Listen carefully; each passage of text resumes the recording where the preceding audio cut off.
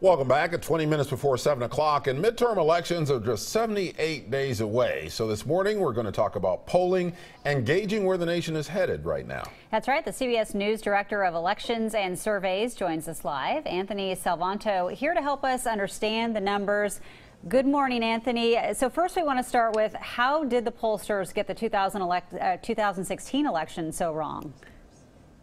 Well, the national polls actually turned out to be pretty good, but when I tell people that, they look kind of surprised, and I understand that. You know, one of the key things is to know what a number tells you and what it doesn't. This year, again, same example.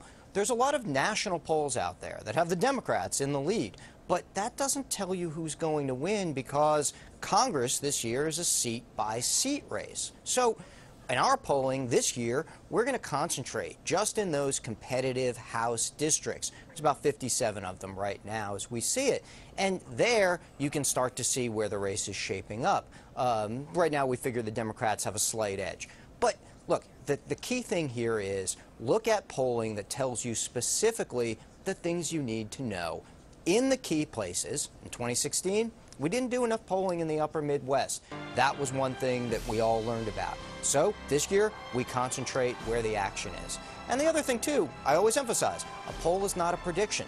You shouldn't judge us by whether or not we forecast or predict the world. You should judge us by whether or not we explain it, and whether we seem like we're listening to you, and whether we understand how people are thinking and feeling. And that's one of the reasons that I wrote the book.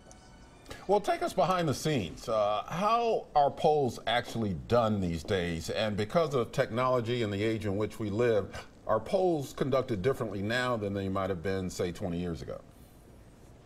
Yeah, they are. We've moved a lot of our interviewing online. As people have gotten connected, pollsters have gone there because that's where people go, and that's what we have to do. So we still do some polling on the phone. We still do plenty of polling on the phone, but that's gotten harder to do. People are harder to reach. We do call cell phones, but it just takes more dials to find them.